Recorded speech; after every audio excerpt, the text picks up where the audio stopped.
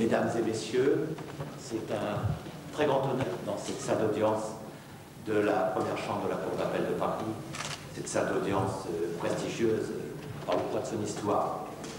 Et c'est un grand honneur de vous accueillir, d'accueillir votre personne, Monsieur le Président, Président de la République du Sénégal, et également d'accueillir l'avocat que vous avez été et que vous êtes toujours au fond de votre cœur. Et votre présence ici pour cette cérémonie de prix de la conférence du stage est tout à fait symbolique, parce que le barreau de Paris, ce fantastique barreau de Paris qui représente une très grande liberté dans le monde, tous les ans souhaite s'assurer la présence d'une haute personnalité, d'une éminente personnalité pour parrainer cette cérémonie. Et c'est un grand honneur pour le barreau, je me permets de parler au nom du bâtonnier Francis Tetjen, de vous accueillir. Alors, je vous disais que cette salle d'audience, c'est une salle d'audience prestigieuse et c'est une grande joie pour moi de vous voir ici, dans cette salle d'audience, présider cette cérémonie. C'est une salle d'audience, je vous le disais, lourde d'histoire, des procès célèbres au milieu, notamment à la Libération. Et je suis convaincu qu'elle permettra, par son architecture, elle permettra au talent de s'exprimer.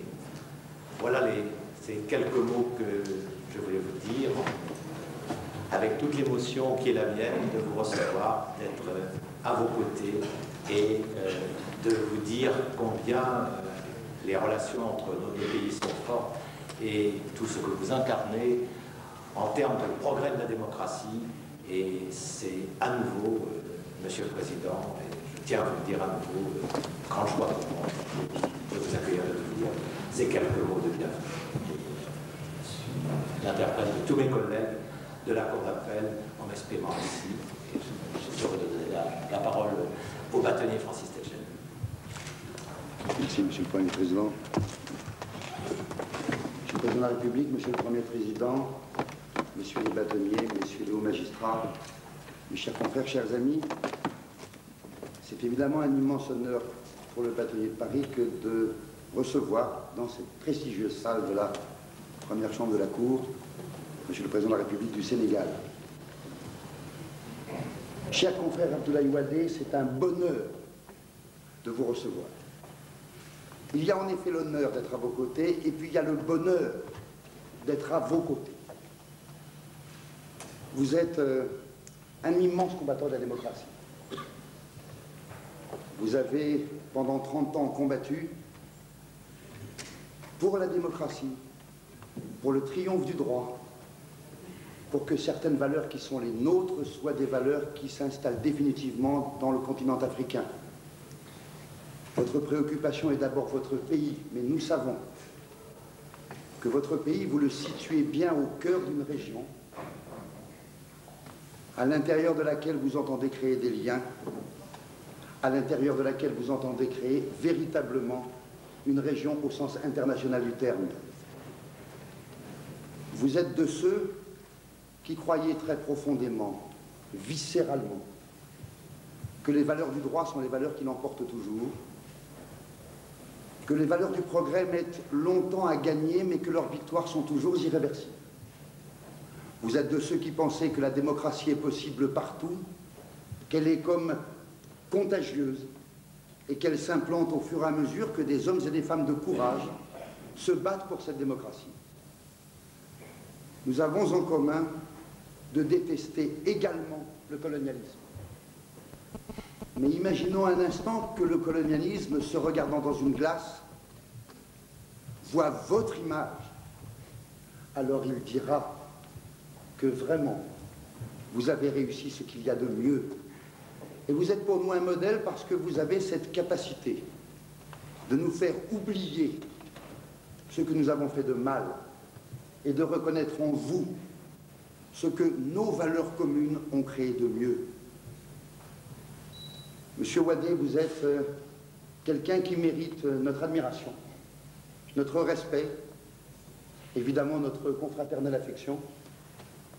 Et ce que je veux vous dire, c'est que, en effet, Le barreau de Paris sera toujours à vos côtés dans les combats que vous menez, parce que nous savons que ce combat-là, parce que vous les menez, ils sont justes. Merci, Monsieur le Président de la République.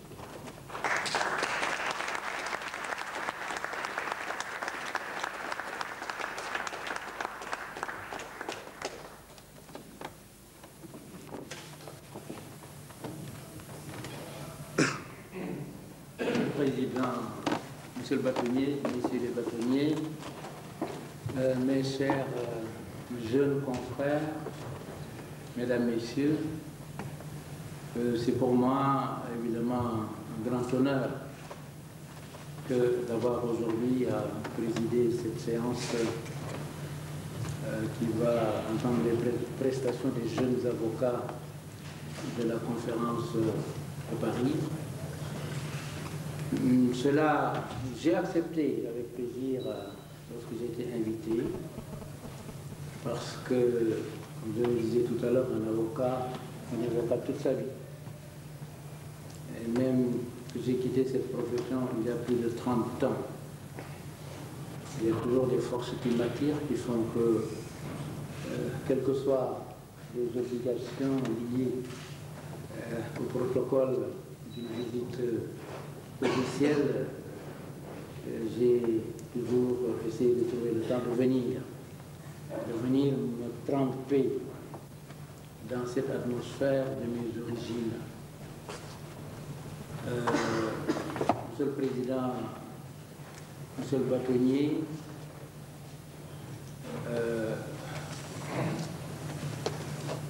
je pense que ma carrière à laquelle vous avez fait allusion tout à l'heure, au cours de ma vie politique, m'a amené à la présidence du Sénégal, a été toujours inspiré par l'avocat que j'étais. D'abord, parce que j'avais bien assimilé la procédure.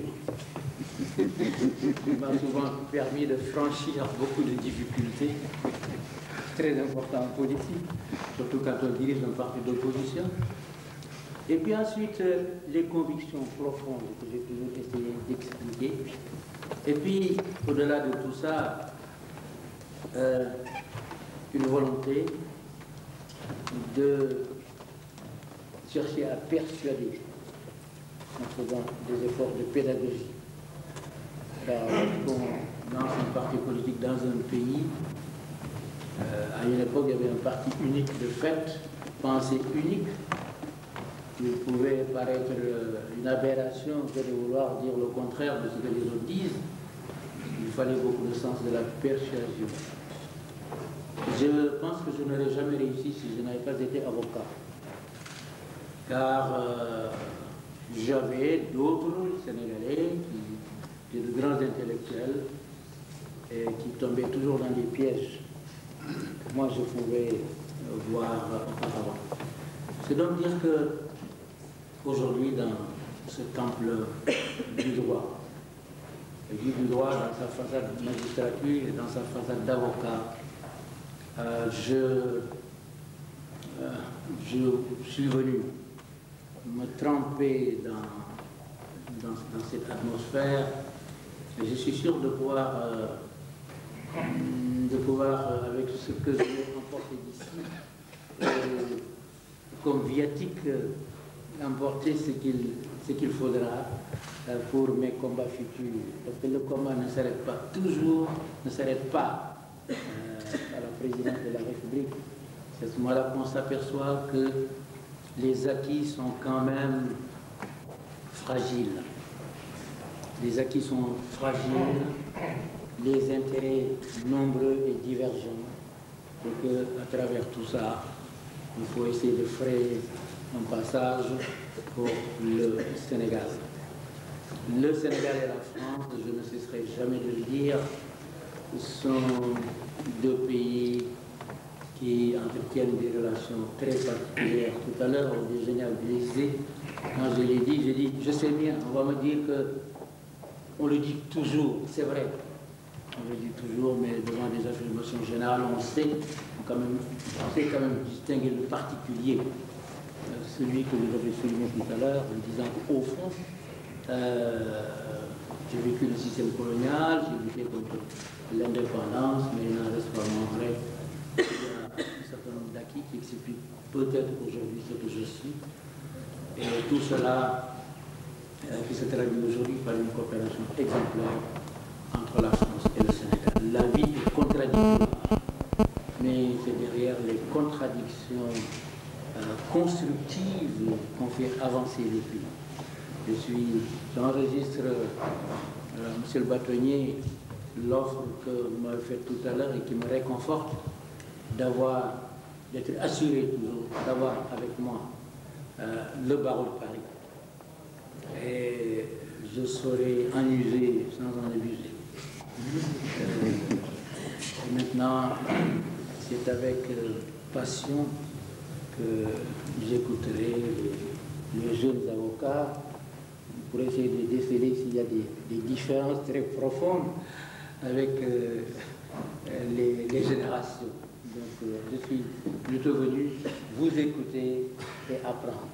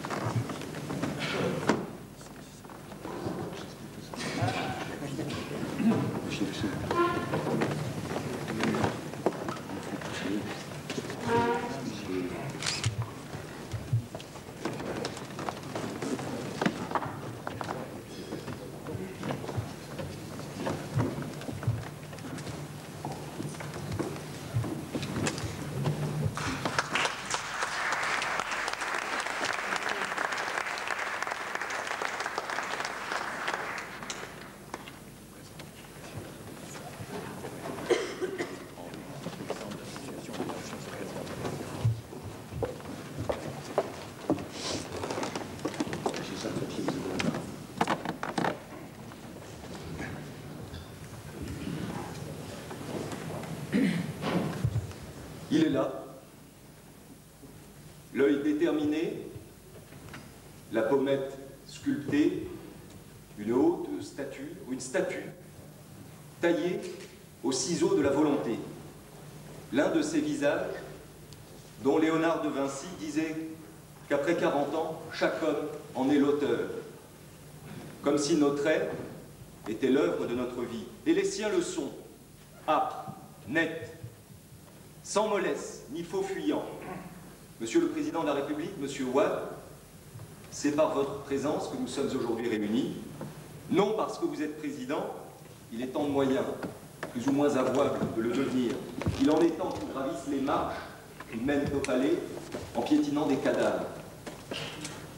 Il en est temps qu'il n'accède à la présidence que par l'abri, la corruption, la démagogie ou la séduction. Non. Si nous sommes heureux d'être aujourd'hui rassemblés avec vous, c'est pour célébrer les vertus d'une parole libre. C'est parce que vous êtes le président d'une vraie république où la parole est libre, le peuple souverain, les candidatures plurielles et l'alternance possible, où les partis d'opposition sont aussi des partis de contribution. Parce que vous incarnez ce bonheur de rencontrer un pays qui, pour nous, est né de la parole d'un poète. Et grâce à cela, un pays à la fois réel et surréel, proche et lointain, avec cette double valeur incomparable d'être à la fois à nos yeux un pays unique, singulier, original, mais aussi un état de droit, banal, normal, ce qui dans notre monde devrait être normal et banal, mais qui est hélas si rare. Et quand un état de droit est présidé par un avocat, un premier secrétaire de la conférence de Paris évoque les mannes de Gambetta, d'Edgar Faure, de Monnerville et de Poincaré, et se doit de vous accueillir de plein droit, comme un membre d'honneur de la conférence. Vous accueillir est d'ailleurs un terme bien prétentieux parce que non seulement vous êtes des nôtres, mais vous êtes ici chez vous, dans votre lycée, le lycée Condorcet, dans votre palais de justice de Besançon ou de Grenoble, ou parmi vos pairs, les professeurs agrégés des facultés de droit et de sciences économiques de l'université Paris-Panthéon-Sorbonne. Vous avez tout étudié, ici et ailleurs. Droit, lettres, mathématiques, sciences physiques, économétrie. Vous êtes pétris par le goût de l'étude, mus par l'obsession de comprendre pour changer. À croire, Monsieur le Président de la République, que vous avez fait vôtre l'injonction de René Char, accumule, puis distribue, soit la partie du miroir de l'univers la plus dense, la plus utile et la moins apparente. Voilà mon rôle presque déjà rempli, rappeler à tous que la conférence du stage est ouverte sur le monde d'aujourd'hui, chaque fois que ce monde est ouvert au changement, à l'avenir, conférence pour laquelle nul n'est un étranger dès l'instant qu'il défend la cause du droit, qu'il soit un modeste avocat aux humbles causes ou qu'il soit comme vous, avocat président. Avocat président. Que le second n'oublie jamais les premiers. Tel est l'un des rôles de la conférence du stage, aussi frondeuse, turbulente et impertinente qu'elle est proche et respectueuse de son ordre et de ses valeurs. La critique, l'opposition et, pour être modeste, l'intelligence. Ce pourrait être la devise de la conférence. C'est dire que vous ne serez pas dépaysés parmi nous, fonceurs, frondeurs, vous dont le président Senghor disait naguère « S'il s'arrête de pleuvoir, Ouad dira que c'est de ma faute. »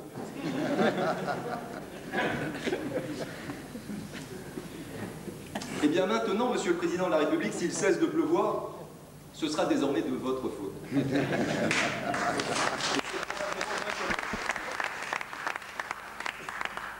Ce qu'il y a de réjouissant, c'est que, comme dans tout pays de liberté, il pleuvra abondamment. Une pluie de critiques. Mais l'avocat que vous êtes est trop amoureux du contradictoire pour ne pas appeler l'opposition de ses vœux et mettre en route l'intelligence sans le secours des cartes d'état-major.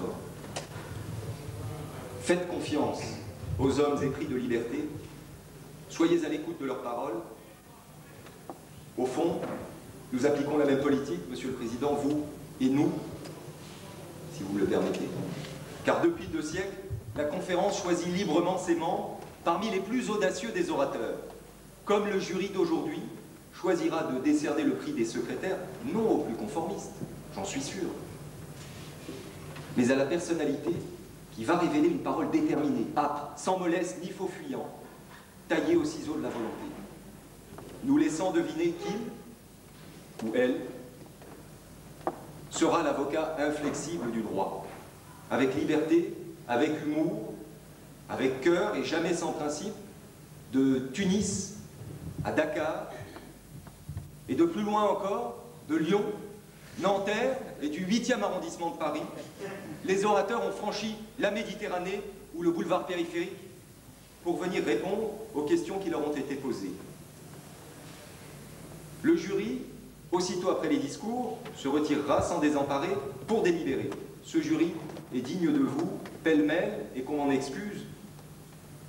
Monsieur Olivier Gozlan, ancien 10e secrétaire, Monsieur Abraham Zeini, votre confrère pendant 20 ans au barreau de Dakar, Monsieur Claude de Donquer, médiateur du barreau de Paris, qui est intervenu notamment en matière rurale, Monsieur Jean-Gabriel Sangor, sénégalais, confrère parisien et 2e secrétaire de légende, la sémillante 4e secrétaire, Madame Cécile Soriano, Emmanuel Reynaud, 7e secrétaire, en charge des relations internationales, Monsieur Fabrice Dubest, ambassadeur de la conférence auprès des magistrats, s'attaché rue, Louis Bali, l'âme de la conférence, le bâtonnier Mario Stasi, secrétaire général de la CIB, la conférence des barreaux de tradition juridique commune, qui tient son prochain congrès à Dakar, Monsieur le bâtonnier Bigot du Grand Roux, président de l'association des secrétaires et anciens secrétaires de la conférence, Monsieur le bâtonnier Francis Tedjen, qu'on ne présente plus, et le membre d'honneur du jury qui nous a fait le bonheur et la surprise de venir aujourd'hui, M. Boutros-Ghali, ancien secrétaire général des Nations Unies, secrétaire général de l'Organisation internationale de la francophonie, et permettez-moi, à la faveur de cette présentation, de vous démontrer d'un mot comment protocole, simplicité et convivialité peuvent être conjugués au sein du barreau de Paris. J'appelle à midi une amie pour lui signaler la venue de M. le Président Abdoulaye Wade, qui s'étonne, il me dit « Tiens, l'Organisation internationale de la francophonie ne sera pas représentée. » Atterré, je m'avise que j'ai fait une erreur magistrale. J'appelle aussitôt le siège de l'organisation et le conseiller de M. Boutros-Ghali, M. Cassin, prend la balle au bond et aussitôt contacte le secrétaire général de l'Organisation internationale de la francophonie, qui est ici parmi nous 2h30 plus tard.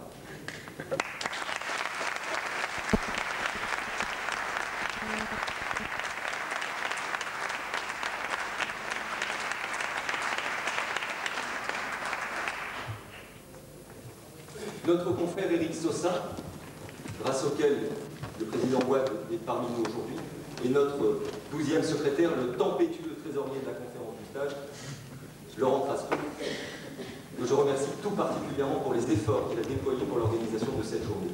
À l'issue des discours, l'un d'entre nous, vous-même, si vous le souhaitez, Monsieur le Président de la République, fera en 2 minutes une brève synthèse des délibérations, sans en trahir le secret, avant de proclamer le nom du vainqueur.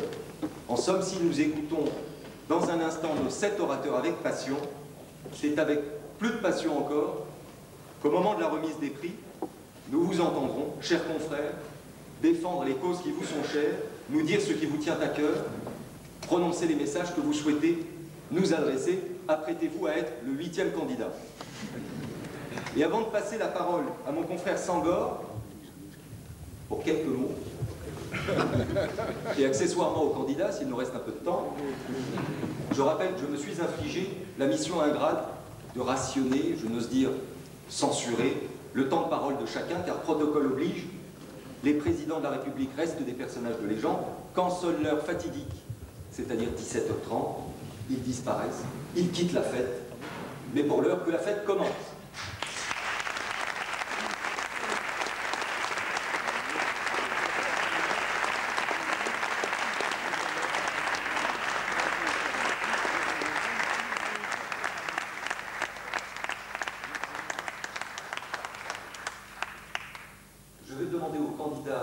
De se présenter. Les candidats qui concourent sur le premier sujet, faut-il défendre le changement, vont prendre la parole à l'instant. Le premier candidat, après que M. Sangor évidemment nous aura fait son propos introductif.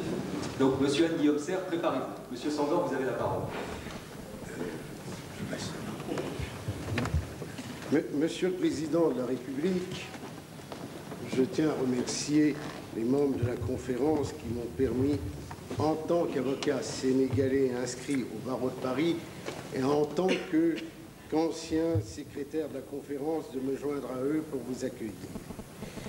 Et je suis persuadé que les avocats de Paris, dans leur ensemble, sont particulièrement sensibles à l'honneur que vous nous faites en présidant le prix des secrétaires. Votre présence en cette enceinte n'a rien d'exceptionnel et je ne fais que répéter ce que les gens disent puisque vous êtes avocat et professeur de droit émérite.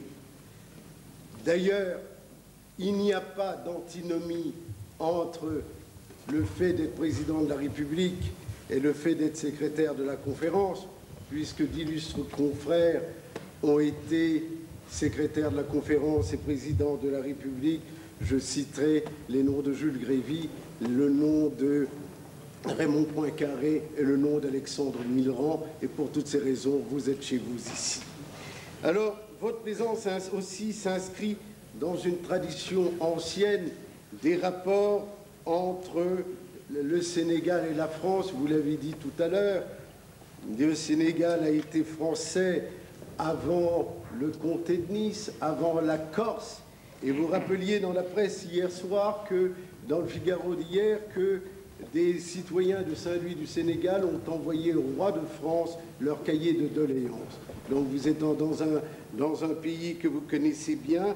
Alors, nous ne chercherons pas, Monsieur le Président, à citer ici Rivarol, à faire un discours sur la défense et l'illustration de la langue française, mais je vous dirai simplement que nous avons au Sénégal, sous votre haute autorité, une francophonie actuellement apaisée, totalement apaisée.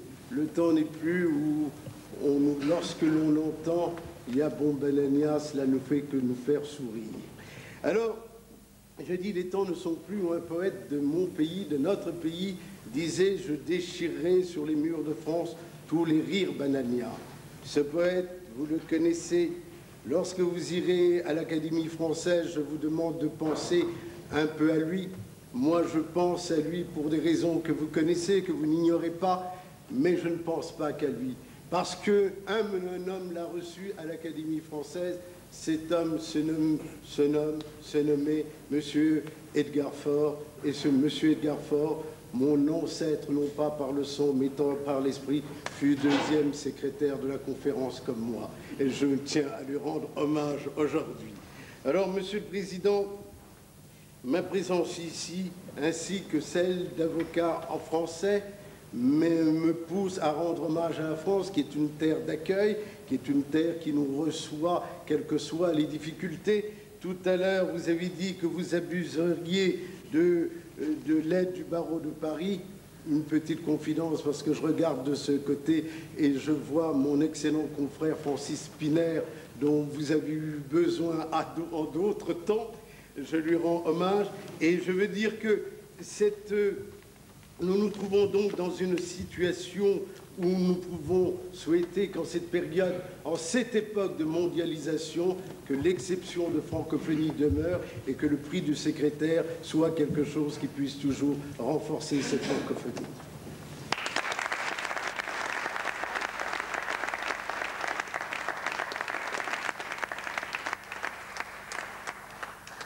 Sur le premier sujet, faut-il poursuivre le changement? Monsieur Anne-Guillaume Serre, vous avez la parole. Merci, Monsieur le Premier secrétaire. C'est la jeunesse, Monsieur le Président de la République, qui vous a porté au pouvoir pour, pardonnez-moi cet anglicisme, mais il fait partie du langage de cette jeunesse, pour, disais-je, surfer sur la vague du changement, comme on pourrait le faire sur les rouleaux qui déferlent le long de vos côtes. Et le changement que vous avez initié, c'est cette jeunesse qui devra le poursuivre. Car comme le pensait Simone de Beauvoir, la jeunesse attend d'un nouveau Dieu, d'un nouveau chef, ce qu'elle n'obtiendra qu'à force de vieillir. Alors il est bien sûr tentant d'ironiser sur la formule. Poursuivre le changement. Quelle blague! Comme s'il nous devançait tant que ça, alors que la plupart du temps, nous essayons désespérément de l'attirer à nous. Voilà ce que vous diront les paresseux. Ceux qui tiennent plus que tout au petit confort que leur procure la routine.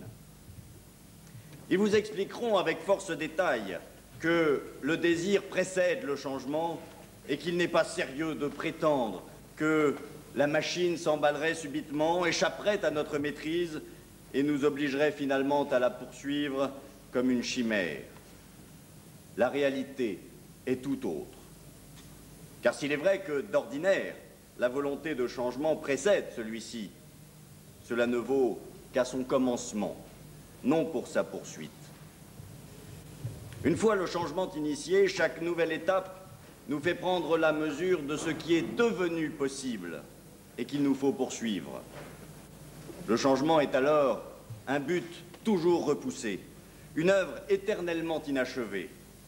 Mais prenez garde, méfiez-vous des apparences, car le changement, et c'est là le paradoxe, est en réalité une constante, l'œuvre de toute une vie, de l'alpha à l'oméga, et non une succession de revirements opportunistes opérés en fonction de considérations plus ou moins intéressées.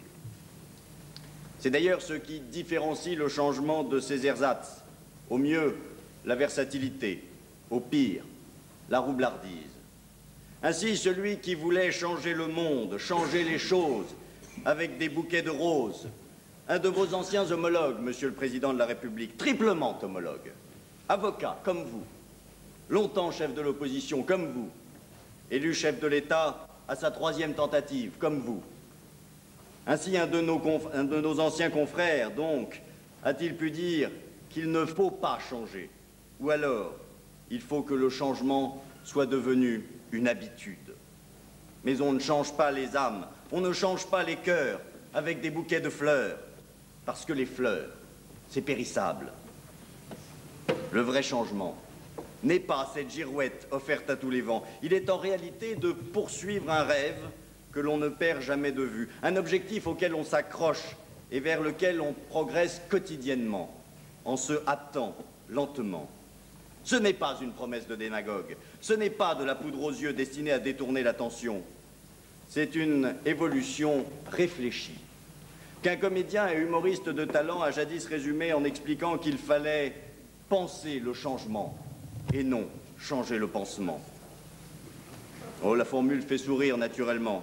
Et cependant, il ne faut pas s'en contenter en considérant que c'est simplement un mot d'auteur, sans voir la hauteur de certains mots, car les humoristes, sous leurs airs de ne pas y toucher, sont souvent plus aptes à éclairer la vérité que les intellectuels et les théoriciens, fussent-ils ceux du changement. Et s'ils ont la tête dans les étoiles, ils gardent néanmoins les pieds sur terre, et c'est pour ça qu'ils sont si grands. Vous n'avez, nous n'avons, d'ailleurs par le choix.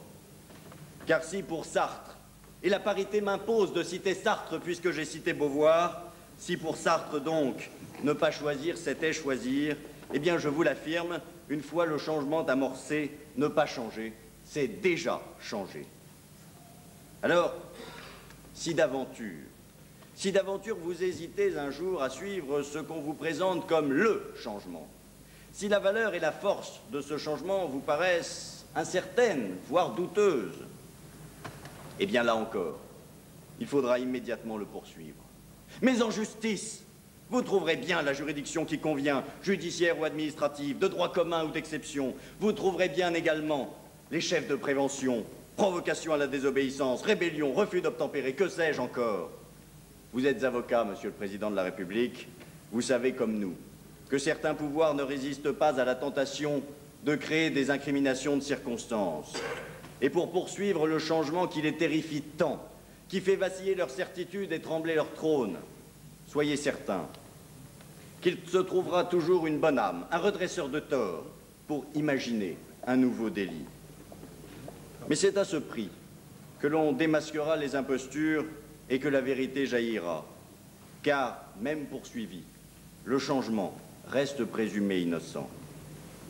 Et poursuivre, du moins veux-je le croire, ce n'est pas condamner.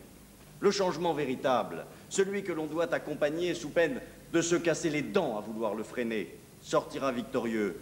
Oui, au terme de la poursuite, Monsieur le Président, mes chers confrères, le changement sera relaxé.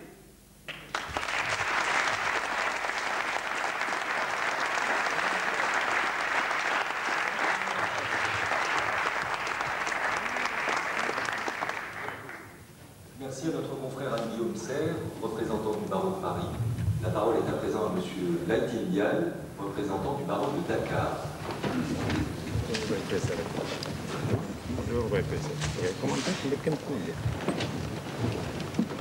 Sopi, sopi, sopi, sopi, sopi.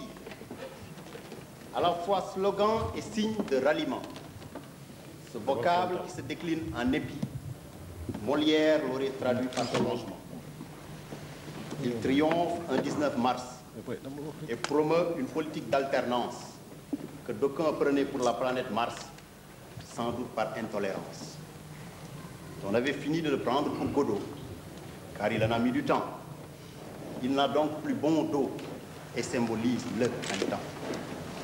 Il arrive en bretelle et investit la lucarne, mais il fait dans la dentelle au regard de ce qu'il incarne. Il suscite bien des espoirs et appelle moult doléances, car d'un fort sentiment de désespoir, il a marqué la déchéance. Il en a vécu des jours, mais n'a pas encore toutes ses dents. Il désire sans doute vivre toujours, car il reste un vœu ardent. Il suscite déjà la critique.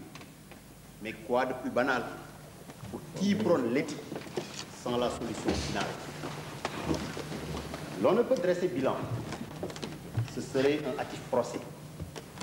Il a à peine franchi le seuil de l'an, trop tôt pour crever des abcès.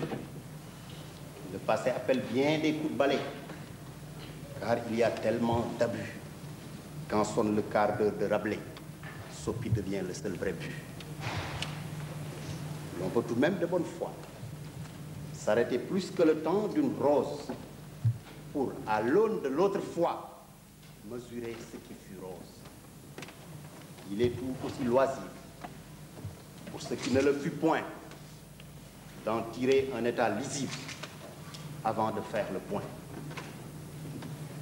D'une toute nouvelle constitution se fait sentir l'impérieuse nécessité, car l'équilibre des institutions doit, pense-t-il, être ressuscité.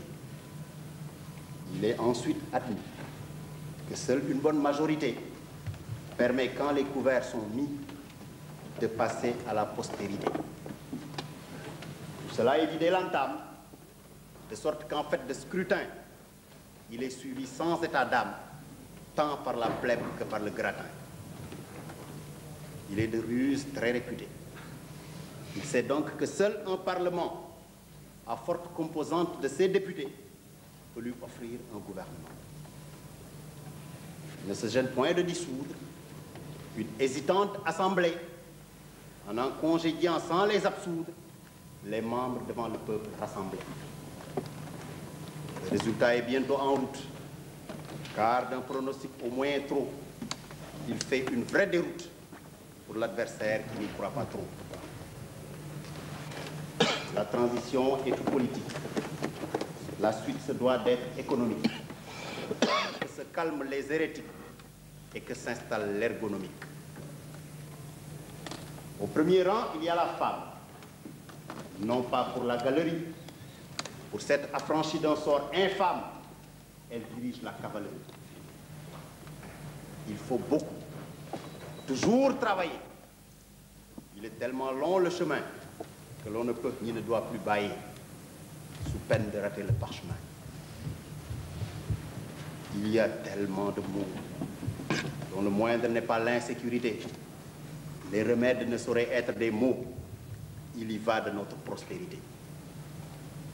La demande sociale est d'une telle récurrence. Il faut pourtant passer le cap et vaincre la concurrence en réduisant les handicaps. Il y a certes plusieurs recours, au rang desquels on classe l'entreprise, qui a elle-même besoin de secours pour se défaire de plusieurs emprises. Parmi les gaz rares, il y a l'emploi, sans lequel nul ne peut affranchir la famille qui chaque jour ploie et redoute de ne point blanchir. On se doit de rétablir les équilibres qui vont de l'alpha à l'oméga, car seuls des hommes libres peuvent réparer tous les dégâts. L'on évoque les fameux droits d'auteur qui, comme les éternelles bourses, se doivent de prendre de la hauteur pour autoriser toutes les courses. Sur ces deux plans, le ton est donné, ce qui autorise l'espoir de ne plus les voir abandonnés, mais plutôt garder une poire. Le paysan demande la semence, là où son troupeau paie. Et dans la verte Casamance, on veut désormais la paix. Il y a aussi et surtout les mœurs, que gangrène parfois la corruption, dans les offices et dans les demeures, les uns et les autres perdant l'ambition. Il faut réparer les injustices. Il y en a eu à profusion, y compris chez Dame Justice, d'où toutes les confusions. Ici et maintenant, l'on ne peut être ample. C'est une exigence des circonstances. Seul peut donc triompher la force de l'exemple. Il en est un qui frise l'outrance. À une élection, un procès succéda sur l'initiative d'un commissaire du gouvernement. Le principal accusé avait été candidat. Son arrestation fut donc un bâillonnement. Les débats furent pathétiques. Le verdict ne fut pas en reste. Ce procès tristement politique ne fut pas l'Everest. Faut-il poursuivre le changement? Au regard de ce qui précède, la réponse est oui, assurément, car jamais l'on ne cède. Les embûches sont déjà visibles, pas suffisant pour un assentiment passif. Le succès étant plausible, le oui est franc et massif.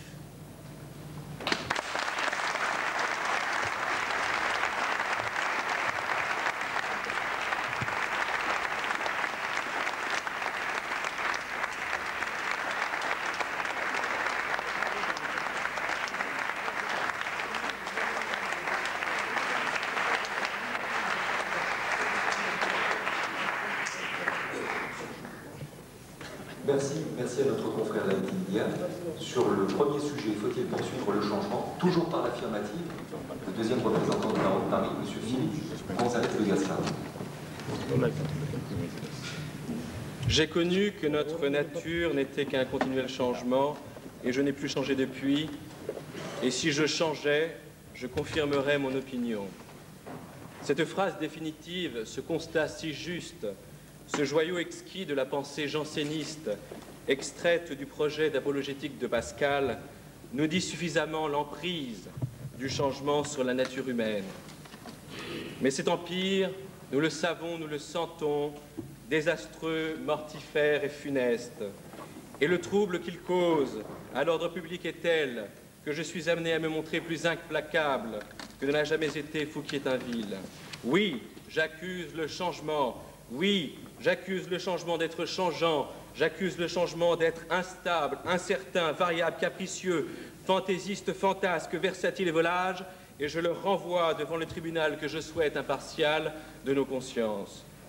N'ayons point d'illusion, la tâche sera ardue et le chemin escarpé qui mène à la sanction. L'accusé tentera par maint stratagème, par divers artifices de se soustraire à l'œuvre de justice, pour déjouer les efforts qui seront répétés et soutenus des forces de l'ordre lancées à sa poursuite. Le changement n'aura de cesse d'emprunter de fausses identités, de s'affubler de perruques, de postiches, de prothèses en tout genre, de recourir éventuellement à la chirurgie esthétique afin de se rendre méconnaissable. Si l'on parvient toutefois à l'appréhender, il ne manquera pas, je le prédis, de prétexter une erreur sur la personne ou, plus subtilement encore, il exposera qu'au moment de ses actes criminels, il n'était plus lui-même. Quelle que soit la difficulté, si considérable que soient les obstacles rencontrés, il nous faut l'empêcher de nuire, il nous faut lui ôter toute occasion de commettre ces infâmes forfaits.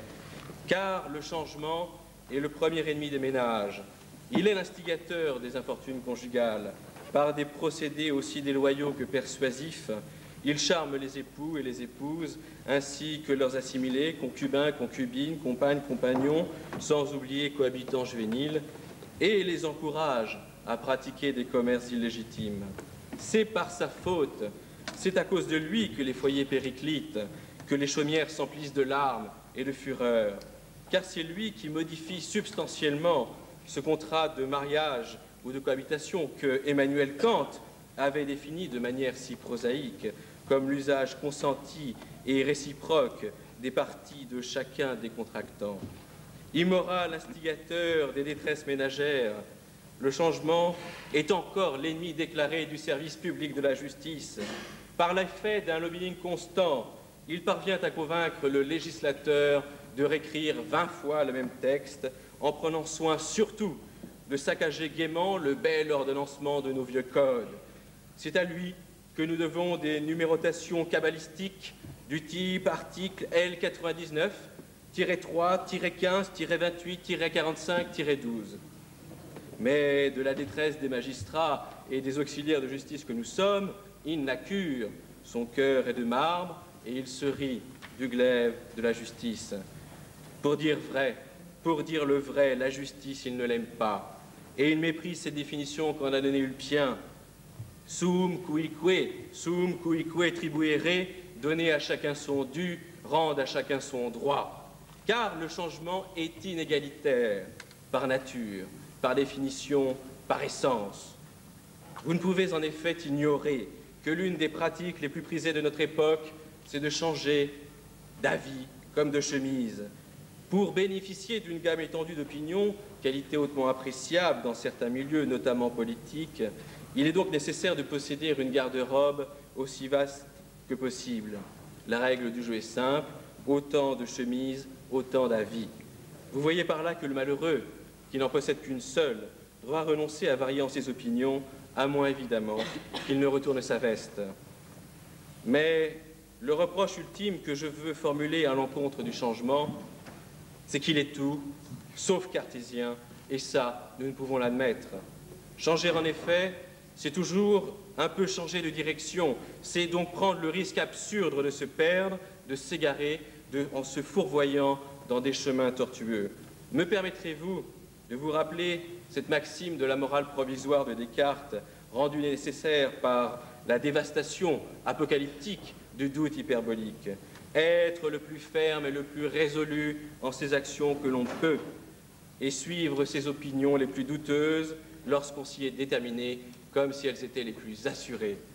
Maxime forte comme un coup de fleuret, belle comme la lumière de Suède. C'est par l'observation de cette règle de vie que nous ne serons pas comme ces voyageurs perdus dans la forêt et qui n'en trouveront jamais la sortie pour avoir constamment changé de direction.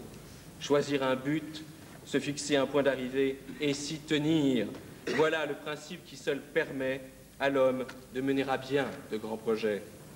C'est pour toutes ces raisons que je réclame non seulement la mise en accusation du changement, mais surtout sa condamnation.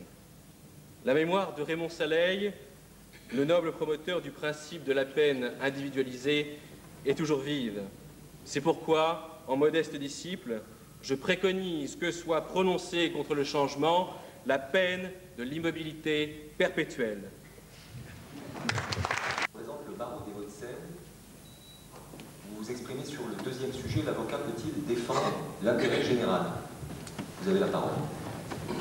Merci, monsieur le Premier secrétaire. À l'instant où les premiers mots me viennent, une image m'envahit. Je vois un homme à la corpulence sévère, au nez camus, à la voix forte, magnifique, qui jaillit, s'élève et résonne comme un requiem sous les voûtes d'une cathédrale, puis retombe et ébranle les murs. Cet homme, du haut d'une tribune, harangue une foule avide de ces mots. Il leur parle de liberté, il leur parle d'audace, il parle au peuple, il parle pour le peuple, il parle pour la défense des intérêts du peuple. Cet homme habite aujourd'hui le néant, mais son nom est au Panthéon. Son cou de taureau s'est brisé sous le couteau de la guillotine. Danton était avocat. Son combat, il l'a mené côté jardin, aux Tuileries d'abord, dans la rue ensuite, à la Convention enfin. Derrière lui, nombre d'avocats ont suivi le chemin ainsi tracé, ont emboîté le pas de la révolte au fil des siècles pour défendre leurs idéaux, mettre un terme aux privilèges et aux égoïsmes. Tous mirent leur éloquence, leur soif de liberté et de justice au service de ce qu'ils estimaient être l'intérêt général. En ces temps fabuleux, l'avocat plaidait au Parlement et s'offrait un auditoire de la taille de la nation. Mais en ces temps fabuleux, côté cour, l'avocat menait également un tout autre combat. Ainsi, à l'heure où Danton pérorait, il se trouvait un autre avocat dont le combat n'était pas de défendre l'intérêt de tous les hommes unis autour de la patrie. Au contraire, puisque l'intérêt général exigeait la mort d'un symbole, lui se leva et s'y opposa, défendant les intérêts d'un homme, un seul, qu'on appelait Louis. Malesherbes n'y parvint pas, et lui aussi, comme Danton, paya de sa vie cette soif de défense. C'est un étrange paradoxe que cette passion qui lie l'avocat à l'intérêt général. Il est le premier à se battre pour sa reconnaissance, à lutter en son nom contre toutes les tyrannies et toutes les censures, et pourtant, il en est aussi le plus extraordinaire contradicteur. Car l'intérêt général, porteur de si nombreuses promesses, parfois s'égare et développe égoïsme, indifférence et injustice. Ainsi que l'a écrit La Rochefoucauld, les vertus se perdent dans l'intérêt général, comme les fleuves se perdent dans la mer. Tous les abus sont alors possibles, et les victimes en sont les plus faibles. Comme le petit âne dans la fable. Les animaux étaient malades de la peste. Apeurés, ils se réunirent autour des puissants, le lion, le tigre, l'ours. Tous ensemble, ils décidèrent de sacrifier le plus coupable d'entre eux, afin d'apaiser les puissances de la mort. Chacun à leur tour, ils dévoilèrent donc leur conscience et avouèrent leurs offenses. Dans une noble attitude, le lion, pris de cyniques remords, puisqu'il savait ne rien risquer, concéda avoir dévoré fort ce mouton et parfois même le berger. Mais n'était-ce pas là leur rendre hommage? Il était roi. Vint le tour du petit âne, qui, empli de sanglots, plein de repentance, se souvint lui aussi avoir failli un jour où, passant en apprêt de moine, la faim, l'occasion, l'herbe, peut-être aussi quelques diables le poussant, il se souvint avoir pondu le pré de la largeur de sa langue. Haro fut aussitôt crié sur le petit âne, et au nom de l'intérêt général, on lui fit expier son forfait. Dans les tribunaux, on ne permet pas à l'avocat de s'exprimer pour l'intérêt général. On estime qu'il y a des procureurs pour cela, et qu'ils le font très bien. Eh bien, tant mieux qu'on leur laisse ce privilège à ces protecteurs de l'ordre public, tristes gens qui, petits déjà, s'amusaient en arrachant les ailes des mouches. L'intérêt général, dès lors qu'il entre dans l'enceinte d'un tribunal, devient une masse indistincte d'êtres qui ont été autrefois des individus, mais dont on ne sait plus rien. Il est impossible de le définir. Il est impossible de le comprendre. Pire, il est comme une femme. Il varie. Il n'est pas le même selon le lieu, selon les lieux et les époques. Il est comme le tam-tam de ce proverbe camerounais qui, quand on le change de place, change de ton. Et c'est justement lorsque son ton devient menaçant, lorsqu'il devient l'alibi des puissants ou le masque des préjugés, que l'intérêt général se doit d'être combattu. Voilà la mission de l'avocat. Lutter contre lui chaque fois que, perdu dans ses généralités, il en oublie l'individu. C'est une mission difficile, car lorsque l'avocat fait face à ce qui semble pourtant, aux yeux de tous, être de simple bon sens, il devient le mal-aimé d'un peuple qui, aveuglé par la soif de ce qu'il croit être la justice, jette sur lui l'opprobre et le doute. Il est alors le baveux, celui qui parle pour parler. Il est celui qui défend la lie, les violeurs et les assassins d'enfants. Il est celui sans idéal, sinon celui de s'enrichir. Il est celui de toutes les affaires nauséabondes, de la corruption au trafic de drogue. La perfide Ève est là pour nous le rappeler. Elle le crie. Sans toi, avocat, il n'y aurait pas de blanchiment d'argent. 15% du chiffre d'affaires de la criminalité va dans tes poches. Silence! On perquisitionne. Oui. C'est une mission difficile, mais elle est superbe, flamboyante. À nous, l'aristocratique plaisir de déplaire. À nous, d'être des salauds lumineux, comme la petite Antigone. N'hésitons pas à l'affronter, cet intérêt général, lorsqu'il se fait Moloch. Abaissons-nous, s'il le faut, à gratter la terre de nos mains, afin d'en recouvrir l'humain et de lui offrir une armure face aux vautours qui veulent l'offenser. Et tant mieux si l'on doit en souffrir, nous n'en serons que plus grands. Gardons en mémoire ces paroles de Céleste Ange, défendant un jeune capitaine face aux accusations de viol d'une demoiselle de Morel. C'est une noble et sainte mission que la nôtre, quand un homme est abandonné par les siens, renié par ses amis, maudit par tout le monde, de se placer près de lui et de le défendre, comme le prêtre qui s'attache au patient et qui, à travers les clameurs du peuple, l'accompagne jusqu'à l'échafaud et le renvoie absous devant Dieu. Eh bien moi, disait-il, je m'attache à cet homme. au milieu des préventions et des murmures, j'élève la voix pour lui et le renvoie absous devant les hommes. Ainsi, Monsieur le Président, mes chers confrères, vous me demandez si l'avocat peut défendre l'intérêt général. Eh bien, je vous réponds oui. Il le peut, côté Jardin, comme Danton. Il le peut d'autant mieux qu'il est lui-même d'intérêt général. Il le peut d'autant plus qu'un avocat peut tout défendre, en toute chose. Il trouvera l'étincelle d'humanité qui le justifie. Tout comme Oscar Wilde estimait que dans l'âme de l'ignorant, il y a toujours de la place pour une grande idée, je suis persuadé que dans l'âme de la défense, il y a toujours de la place pour une grande cause, fût-elle indéfendable. Cependant, côté court, la vocation de l'avocat est d'être non pas auprès d'une chimère aux multiples visages, mais auprès de la seule chose qui vaille véritablement d'être défendue, l'homme. Oui. Mesdames, Messieurs, il ne faut pas toujours se réfugier derrière l'intérêt général, car, Monsieur le Président, mon cher confrère, comme le dit ce beau proverbe de votre pays, le seul remède de l'homme, c'est l'homme. Celui-ci, je vais lui régler son compte. Il va payer pour tous les autres calembours et affreux jeux de mots. Et payer cash, service, ou plutôt non, sévice compris. Et ce sera justice. Ma technique de combat, c'est la bonne vieille méthode scientifique. Tout d'abord, feindre l'étonnement. Hein? Quoi? Quij-je? Qu'acoustiquai-je? Un acte gratuit coûteux payant? Mais quel est donc cet étrange animal? Vous écrivez ça en un seul mot?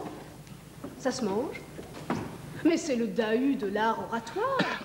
C'est le couteau sans manche auquel manque la lame. Mais ça n'existe pas. Un acte est gratuit, est coûteux, est payant. C'est l'acte impossible, impensable, chimérique et alchimique. L'athanor philosophal qui change le plomb en or, le désintéressement en rente viagère et la gratuité en méthode de blanchiment des arrière-pensées les plus cupides. Alors que les choses soient claires, je vous mets au défi de trouver en ce bas monde un seul acte gratuit, même un petit. Première expérience. Suis-je capable d'un acte qui n'est de justification que lui-même? Un acte qui ne serve à rien, en somme. Essayons et traçons un cercle ou un carré sur une feuille blanche. N'est-ce pas là un acte qui n'a de justification que lui-même? Je crains pourtant que l'expérience n'échoue. Car si le carré est parfait, cela me procurera, sinon de la joie, au moins de la satisfaction. Pire encore, imaginons que par un pur hasard vienne à passer près de ma feuille quelque esthète inspiré ou essai confus. Et me voici jeté dans la ronde des experts, des marchands et autres collectionneurs. Je deviens Malevitch ou Rodchenko, et mon carré noir sur fond blanc, mon acte gratuit, fait de moi le génie de l'art suprématiste. Je suis coté en bourse, j'entre au musée, je suis riche. Et c'en est fini de mon acte gratuit. Vous m'objecterez que rien ne m'oblige à accepter l'héritage. Vouloir rester pauvre d'argent, c'est faire preuve de richesse de cœur. Je pourrais, comme Picasso, fêter le même jour mon premier milliard et mon adhésion au parti communiste, au parti des prolétaires sans le sou. Oui, je pourrais léguer ma fortune aux plus nécessiteux. Et tel un nouveau Krozmari, tel un nouveau patriarche, me lancer dans le charity business, où gratuité bien ordonnée commence par soi-même. Coûteux pour les donataires, gratuit pour les bénéficiaires, et payant pour le généreux mandataire qui prélève sa juste commission sur la crédulité humaine. Non, pas d'acte gratuit sur ce terrain-là. Mais alors, où diable trouver un acte vraiment gratuit? 1 million de récompenses à qui nous en rapportera 1 million de récompenses à qui nous en rapportera un, mort et vif. Mais oui, et là voilà l'idée. Pour que l'acte soit gratuit, Il faut qu'il soit plus mort que vif. Dans la vie, l'amour, l'argent, l'envie, l'honneur, rien de gratuit, que du profit. Mais dans la mort, tout est dépôt de bilan, liquidation, pertes et dettes éternelles, gratis prodéo. Vanité des vanités, tout y est vanité. La haine, l'envie, tout s'efface au trépas. Je vois donc la lumière au bout du tunnel. Je m'en vais de ce pas faire don de mon corps à la science. Voilà un bel acte gratuit. Après tout, la plus belle femme du monde ne peut offrir que ce qu'elle a. Et cet acte gratuit peut-il être coûteux? Il m'en coûte à moi, assurément. Rien que d'imaginer la table d'opération et le scalpel du médecin sur mon corps, tiède et encore palpitant, c'est très pénible, croyez-moi. Et pour les autres, cependant, ils ne devraient pas avoir à se ruiner pour disposer de mon corps. Après tout, ça n'était pas payant avant. On ne voit pas pourquoi ça le serait après. Quoi qu'en y réfléchissant bien, les fleurs pour mon enterrement, l'orchestre de Luis Mariano, le salaire des pleureuses, le règlement de la succession, voilà un acte gratuit qui peut s'avérer fort dispendieux. Mais cet acte gratuit, même coûteux, peut-il être payant? Vais-je être rémunéré pour avoir légué mes entrailles à la science? On est d'accord? La loi me refuse les espèces sonnantes et trébuchantes. De mon vivant, cela s'entend. Mais ce don généreux de moi-même ne risque-t-il pas d'être profitable après ma mort? Après tout, qui donne aux pauvres prêt à Dieu? Qui me remboursera? Outre intérêt légal à compter du jugement dernier? Cette fois, je crois que je le tiens, mon acte gratuit, coûteux et rémunérateur. À moins, bien sûr, que Saint-Pierre ne veuille pas de moi, qu'il me juge indigne de rachat pour avoir trop péché, pour avoir donné trop de prix à la beauté, au corps, au plaisir, avant d'y renoncer. Ainsi, non seulement les actes gratuits ne sont pas payants, mais tous les actes que nous avons cru payants de notre vivant seront coûteux et même ruineux à l'entrée du paradis. Alors, nous voici comme Sisyphe au pied de la montagne. Impossible d'échapper à notre condition humaine. Que l'on vive pour soi-même ou que l'on vive pour les autres, nous sommes tous condamnés à vivre par intérêt. La gratuité ne serait-elle pas de ce monde? Faut-il à tout prix, si coûteux que cela soit, renoncer à tout, vivre au reclus, se faire mortifier en soi chaque jour nos indéracinables tentations égoïstes, aller jusqu'au martyre, et telle Claudine, ma sainte éponyme, mourir dans d'horrifiques jeux de cirque, aussi cruels que gratuits? Oui, mais même alors, en ce point asymptotique où nous toucherions à la sainteté, Dieu nous rendrait notre sacrifice au centuple et nous serions payés de retour par l'auréole dorée de la béatification. Non, décidément non. Qui veut faire l'ange fait la bête, dit Pascal, et je ne suis pas un ange.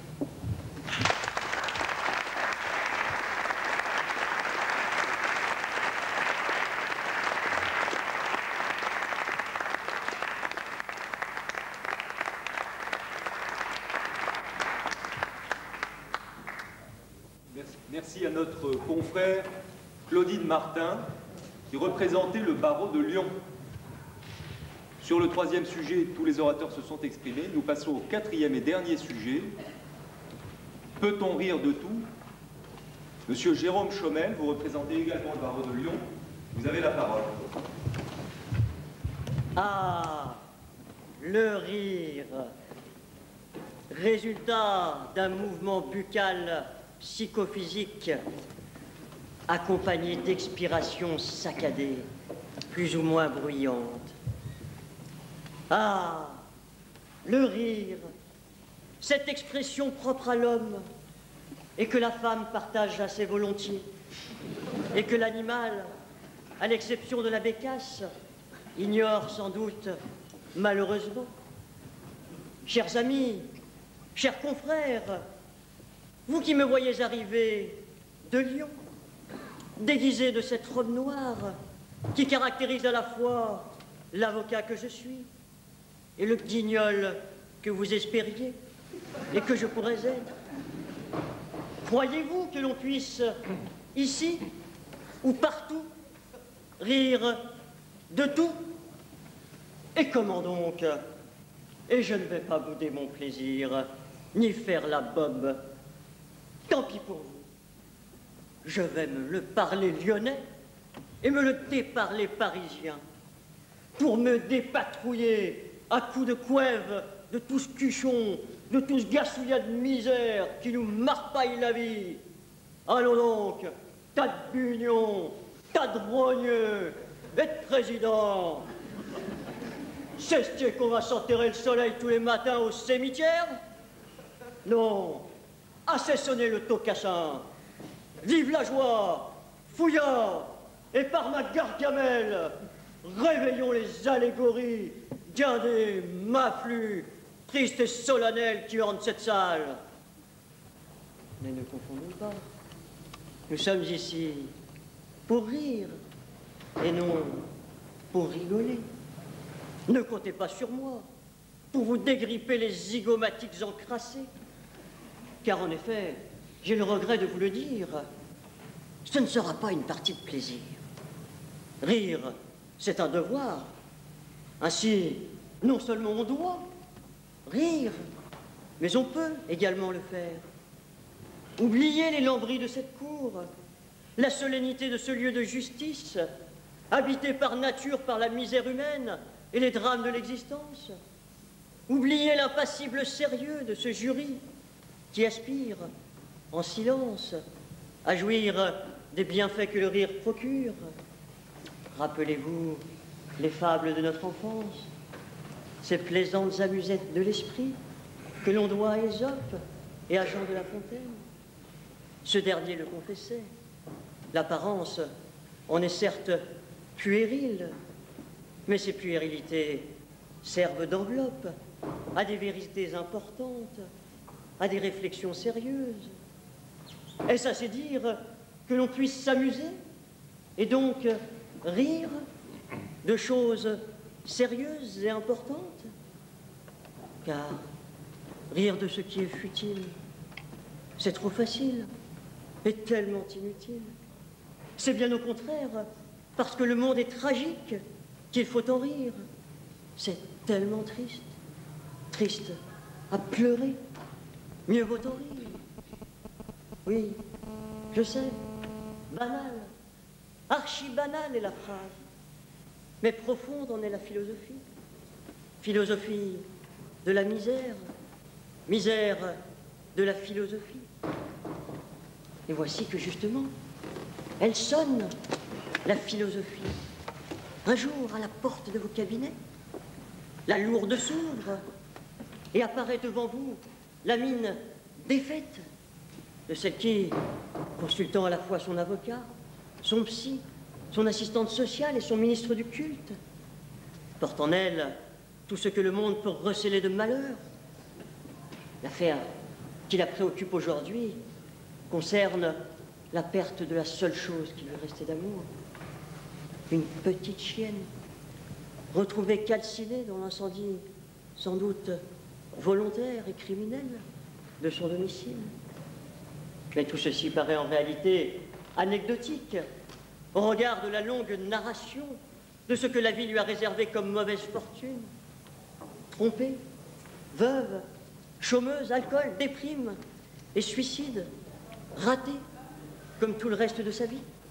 Et j'allais oublier le souvenir d'un père, donc d'un inceste, littéralement affalé sous le poids du fardeau sur votre fauteuil, contemplant les tableaux anciens et le luxe de votre cabinet, ne perdant pas un mot de la longue litanie de complaintes de cette femme que seul le dégoût des médicaments et des armes, et peut-être une pensée pour Dieu, avait gardé en vie. Vous vous dispensez nécessairement de toute question qui pourrait appeler un nouveau flot de malheur que les imaginations les plus fertiles n'auraient pas même un instant pu imaginer. Et là, tel Hamlet, au bord de la tombe de son ami Yorick, le crâne de son ami dans la main, le rictus involontaire du crâne de son ami dans la main, il vous prend une envie folle d'éclater de rire, d'un rire dément, irrépressible, quand on comprend enfin que le mot rire rime avec le pire, libération nécessaire et violente du fou rire. Les contraintes de la bienséance et du conformisme vous pèsent. Cela est évident. L'idée même que l'on puisse, ou que vous-même puissiez, libérer votre rire vous angoisse. Et pour ne pas dire vous contrarie, il ne vous restera alors qu'une seule concession à cette rigidité dans ce rire, qui en réalité ne vous échappe guère, excuse facile de l'inconscient et de la nervosité. Oui, mieux vaut en rire afin de conjurer le sort sans pour autant lui faire injure, éloigner ainsi un instant le destin pitoyable de cette existence que rien ne pourra sauver, sinon la dérision, rejeter par le rire la fatalité au tréfonds de l'oubli salvateur. C'est en quelque sorte le premier remède à la maladie, le chemin de la rémission, et le rire est alors plus une thérapie qu'une moquerie. Si vous avez déjà esquissé un sourire, c'est que vous avez compris. Sinon, n'hésitez pas. Oui, vous, madame, je vous vois gênée. On sent en vous le rire germer, le rire refoulé. Quoi de plus naturel que de rire de tout, sous réserve que l'on ne rit point de moi, car on peut rire de tout, rire aux larmes, rire au nez et à la barbe de la mort qui ricane, rire de toute souffrance, mais jamais, non, jamais, au grand jamais, de l'être qui souffre, rire de toute chose, oui, mais ne jamais rire de personne.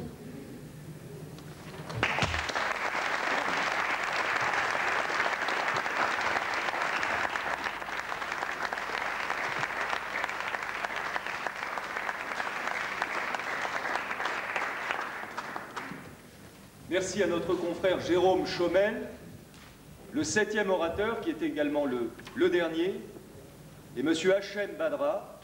Monsieur Badra, vous concourez sous les couleurs du barreau de Tunisie. Vous avez la parole. Merci. Monsieur le Président,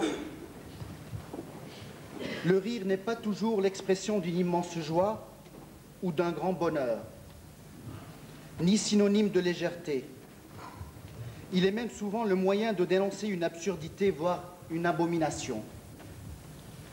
Qui mieux que Roberto Benigni a réussi à dépeindre l'horreur d'un camp de concentration avec le rire et la dérision, quand il a présenté Auschwitz à son enfant comme étant un grand village de vacances dans son film La vie est belle. Le pari était risqué, mais la preuve a été apportée qu'on pouvait rire de tout.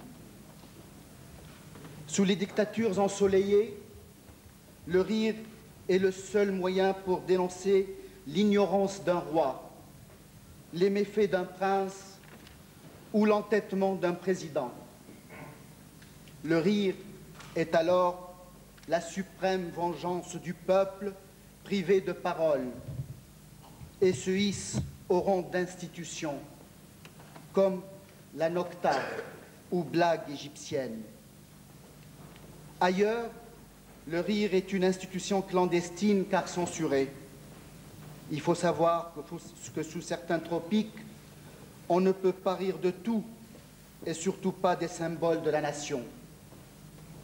Ce n'était visiblement pas ce que pensaient les journalistes d'un quotidien satirique qui ne ménagèrent pas le général de Gaulle quand il était au pouvoir, et à ceux qui le pressaient de bâillonner les impertinents Ce dernier répondit, « Je ne peux pas gouverner sans le canard. »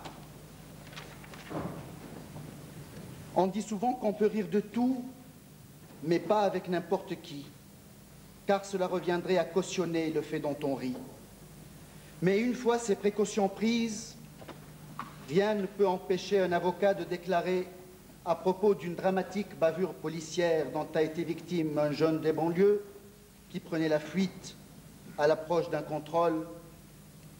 Décidément, on court toujours moins vite qu'une balle de Magnum 357. On peut rire de tout pour se défendre et souligner la bêtise d'un préjugé qui a la peau dure. C'est pour cela que parmi les meilleures histoires drôles, il y a les blagues juives, qui sont désormais un genre et un exemple d'autodérision. On peut rire de sa propre maladie pour exorciser sa peur et conjurer le mauvais sort. On peut même rire de la religion. Combien d'anecdotes commencent par « C'est Jésus qui rencontra Moïse et Mohamed à l'entrée du paradis », comme pour dire que ces trois-là auraient pu s'attabler à la terrasse d'un café s'ils s'étaient connus de nos jours. Ils auraient joué une partie de belote en sirotant un thé à la menthe. Tout ceci pour dire que si la réflexion est ce qui différencie l'homme des autres créatures, le rire, qu'on dit être le propre de l'homme, serait le stade suprême de la réflexion. Et vous ne pouvez pas me dire qu'on ne peut pas réfléchir de tout. Merci.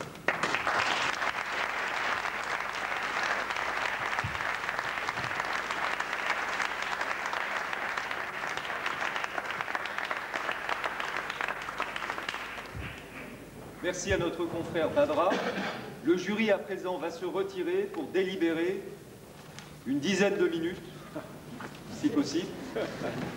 Et nous vous retrouvons aussitôt. Nous vous remercions à l'avance de votre patience.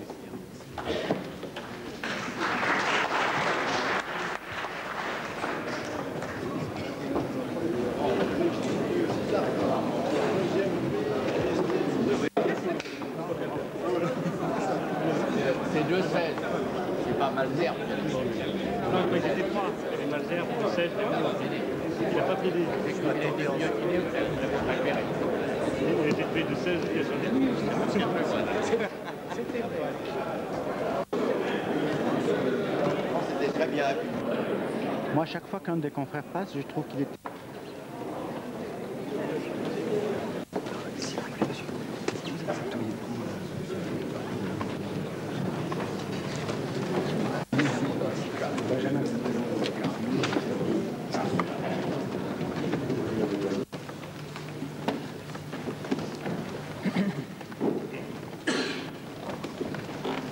Merci à vous d'avoir été patient. La parole est à M. Boutros-Ghali, qui a hérité de la mission délicate d'annoncer les lauréats de l'édition 2001 du prix des secrétaires. Monsieur le Président, Excellences, le jury s'est réuni, a délibéré et a pris les décisions suivantes. Le premier prix à M. Vincent Morel pour la qualité de son exposé et pour la qualité de son talent d'orateur.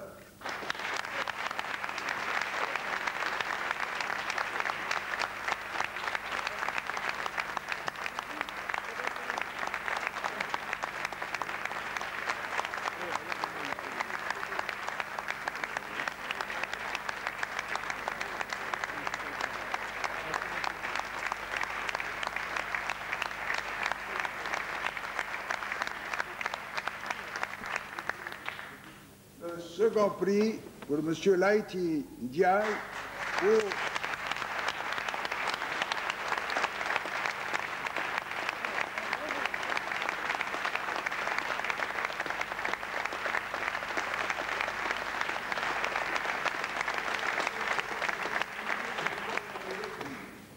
pour exprimer notre gratitude pour le charme de sa poésie.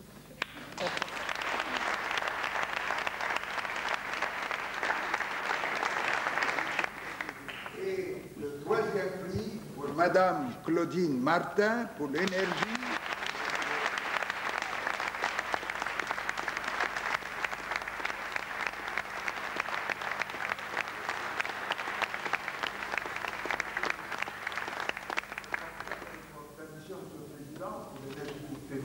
La qualité de son discours.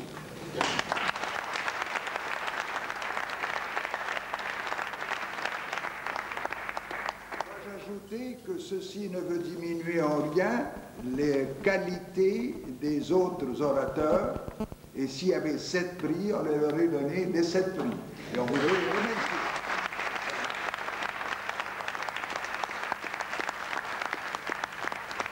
La parole est à présent, Monsieur le Président Ouad. Si vous voulez bien me dire ce que vous ont inspiré les sujets, les prestations des candidats et ce que vous a inspiré plus généralement cette rencontre, Monsieur Ouad. Monsieur le Président, Monsieur le bâtonnier, mes chers messieurs, mes chers collègues, mes chers confrères, je suis frappé par la qualité des prestations, à tel point que j'en ai perdu la parole.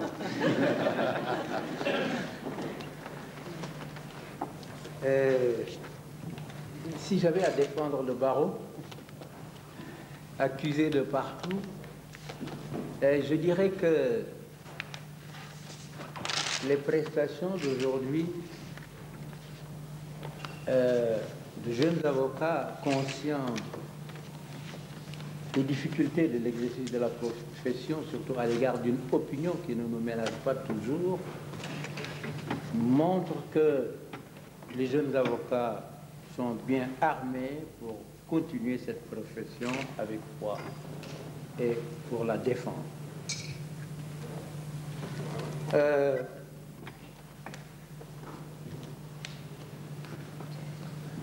Je voulais me comporter un peu un avocat stagiaire, timide, qui n'ose pas tellement parler et qui voudrait seulement dire rapidement un petit mot sur chacun des sujets. Faut-il poursuivre le changement? Vous savez que le cri de guerre de mon parti, c'était Sopi, Sopi, Sopi, le changement, jusqu'au moment où je suis arrivé au pouvoir. Alors personnellement, j'ai dit changement, oui, pour les autres, mais pour moi, il ne faut pas changer ceux qui ont changé.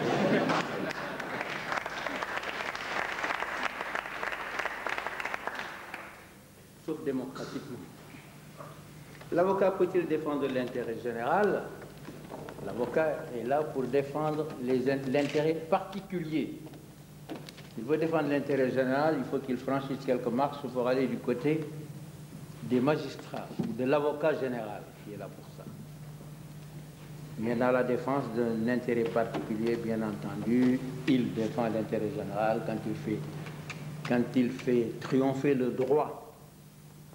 Dans la présentation de l'angle d'attaque, il défend des particuliers. Un acte gratuit, même coûteux, je ne veux pas paraphraser l'excellente plaidoirie qui a été faite tout à l'heure. Peut-on rire de tout? Oui, quand on est jeune.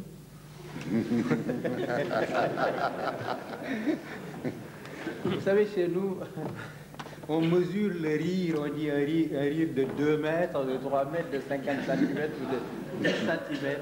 Plus on vieillit, plus, de manière générale, on doit limiter le rire. Parce que les choses deviennent de plus en plus sérieuses. Rire, oui, au début, mais par la suite, sourire, infrarire, et après sourire. L'humour, dit-on, est une forme supérieure de l'intelligence. Mais plus on avance dans la vie, plus on est philosophe. Et le sourire est plus chargé que le rire, qui est libérateur, bien entendu. Je vous dirais que je ris beaucoup, ça étonne. On m'a toujours dit que les présidents de la République ne rient pas. Dans certaines régions d'Afrique, on ne doit jamais voir les dents du roi. Jamais. Donc il est toujours très sévère. Je n'ai jamais pu m'y faire parce que je suis entré dans la politique par effraction et j'aime rire avec mes collaborateurs en Conseil des ministres. Nous racontons quelques blagues, on rit, on se détend. C'est tout à fait différent des atmosphères précédentes. Rire, oui, et je croyais que j'aurais pu vous en raconter ce soir des blagues. Mais nous n'en avons pas le temps. Et je voudrais simplement dire combien je suis vraiment sensible à cette sympathique réunion du Barreau. Je m'en étais éloigné. Je m'en étais éloigné par les faits, mais jamais par la pensée, puisque je me suis toujours senti avocat. Et en fait, ma vie a été des plaidoiries successives dans une longue plaidoirie pour la démocratie et pour les droits de l'homme. Donc, défendre le droit, défendre les droits de l'homme, et au-delà, puisqu'il s'agit d'énoncer les causes que j'entends défendre maintenant avec vous, c'est défendre les peuples et surtout les peuples d'Afrique. Défendre les peuples d'Afrique, un continent affaissé, lanterne rouge dans tout sauf dans la croissance démographique, mais dans le taux de prévalence du sida, dans les indices de pauvreté, dans le commerce international, dans le PIB, 1,6 ou 7%, pas partout. Des images affligeantes, mais justement dans ce marasme général, il y a pas seulement au niveau chef d'État, mais des hommes et des individus qui se battent et qui méritent d'être défendus.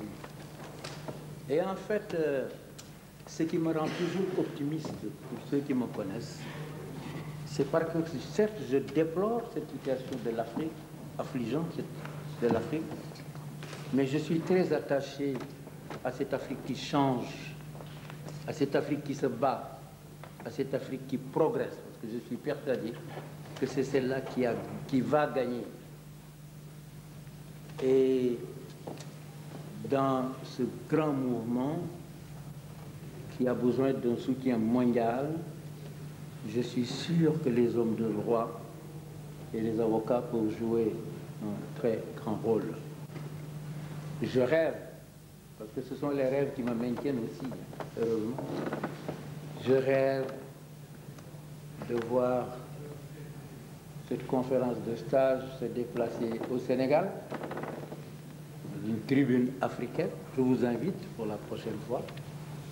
Ah, vous savez, les Français de France ne perdront rien parce que vous aurez toujours les nouvelles technologies, la télévision pour leur faire voir les images, mais le transport en Afrique peut avoir une dose de symbolisme extrêmement forte dans un pays où on a tendance à ignorer malheureusement le droit. Pas au Sénégal, qui a produit un jeune avocat aussi brillant que M. Ndiaye. Je voudrais donc, mes chers confrères, vous remercier véritablement, féliciter les lauréats. Tous sont très méritants. J'ai eu beaucoup de mal à faire un choix. Au début, je m'étais dit que je ne choisirais pas. Parce qu'il y a un métier que je ne pourrais jamais exercer, c'est le métier de magistrat, excusez-moi. Peut-être qu'il n'y en a pas ici. Parce que, en dépit des apparences, mes convictions sont toujours très relatives. Et c'est pourquoi j'ai beaucoup apprécié la diversité des approches, des angles d'attaque, des approches, des mouvements d'esprit et de pensée, et qui sont autant de traits de richesse du jeune barreau parisien. Voilà donc ce que je voulais vous dire en vous remerciant de m'avoir fait passer un agréable après-midi.